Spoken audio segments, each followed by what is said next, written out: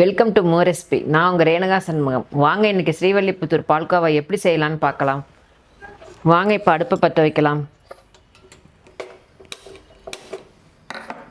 ஒரு நல்ல கெட்டியான கடாயை எடுத்து வச்சுக்குங்க. கடாய் சூடாகட்டுங்க. இப்போ கடாய் சூடாயிருச்சுங்க. நல்ல கெட்டியான பால் 1 லிட்டரு எருமை பால் எடுத்துருக்கேங்க. இதுக்கு எருமை பால் மட்டும்தான் நல்லா இருக்குங்க.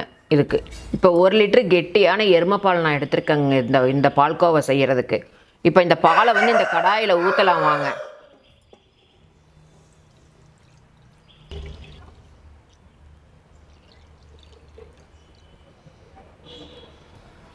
இப்போ நல்லா கெட்டியான 1 லிட்டரு எருமை பால் இதில் ஊற்றிருக்கேங்க. இது நல்லா பால் நல்லா பொங்கி வரட்டுங்க. இங்கே பாருங்கள், பால் இப்போ பொங்கு வர ஸ்டேஜில் இருக்குது பாருங்களேன். நல்லா ஆடை கட்டி நல்லா நுரக்கட்டி வருது பால். நல்லா இப்போ பாருங்கள், நல்லா பொங்கு வந்துருச்சு பாருங்கள். இதை நம்ம கைவிடாமல் கிளறங்க. பால் பொங்கு வந்துருச்சுங்க.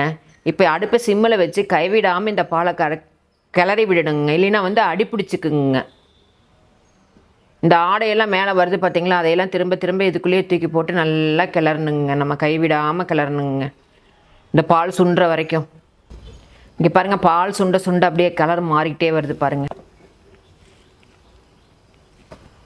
இந்த பால் சுண்ட சுண்ட என்னாகுனாங்க, சுற்றிலும் ஏடு கட்டுங்க. அப்படி ஒரு மாதிரி ஆடை மாதிரி கட்டுங்க. அந்த ஆடையை பழைய பிரகாரம் இதுலேயே எடுத்து போட்டு போட்டு நல்லா கைவிடாமல் நீங்கள் கிளறிக்கிட்டே வரணுங்க. அப்போ தான் அது நல்லா இருக்குங்க.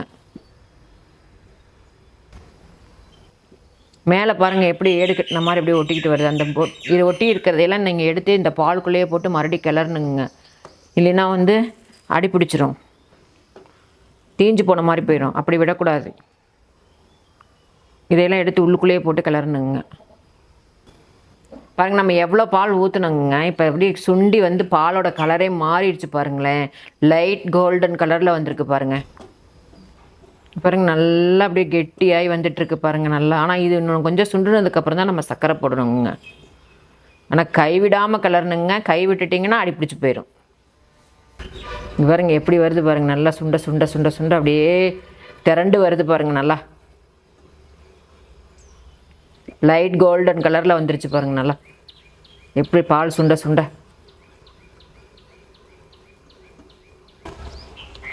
பால் நல்லா சுண்டி வந்துருச்சுங்க. இந்த ஸ்டேஜில் நம்ம இப்போ சர்க்கரை சேர்க்க போகிறோங்க. 1 லிட்டரு பாலுக்கு 80 கிராம் சர்க்கரை சேர்த்துருக்கேங்க.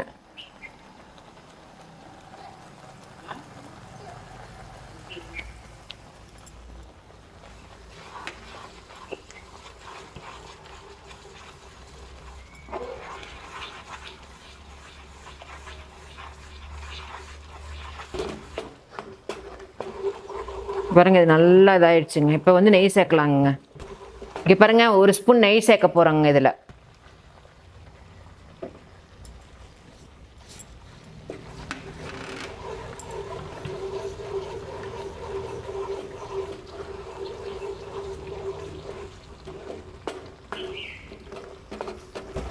இங்கே பாருங்கள், நெய் ஊற்ற பாத்திரத்துலேயே ஒட்டாமல் அப்படியே திரண்டு வருது பாருங்கள். அப்படியே நம்ம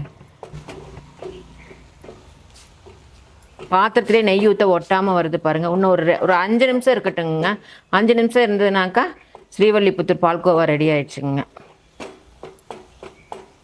இங்கே பாருங்கள், இது நல்லா அப்படியே பாத்திரத்துலேயே ஒட்டாமல் நல்லா திரண்டு வருது பாருங்கள். நல்லா இன்னொரு 5 நிமிஷம் இருக்கணுங்க. 5 நிமிஷம் இருந்தால் உங்களுக்கு ரெடி ஆயிருங்க பால்கோவா.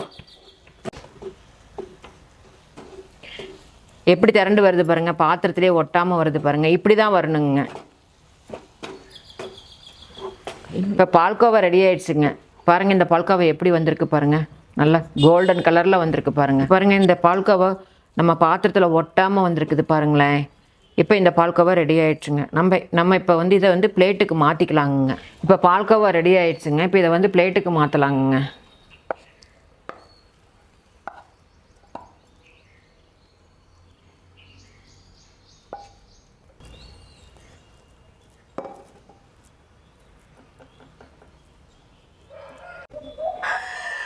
சுவையான ஸ்ரீவல்லிபுத்தூர் பால்கோவா ரெடி ஆகிடுச்சுங்க. இதை நீங்கள் உங்கள் வீட்டில் செஞ்சு பார்த்துட்டு உங்கள் ஃப்ரெண்ட்ஸுகளுக்கு ஷேர் பண்ணுங்கள், எங்களுக்கு கமெண்ட் பண்ணுங்கள், எங்கள் சேனலை ஃபாலோ பண்ணுங்கள், எங்களுக்கு சப்ஸ்கிரைப் பண்ணுங்கள், மறக்காமல் பெல் பட்டனை தட்டிடுங்க.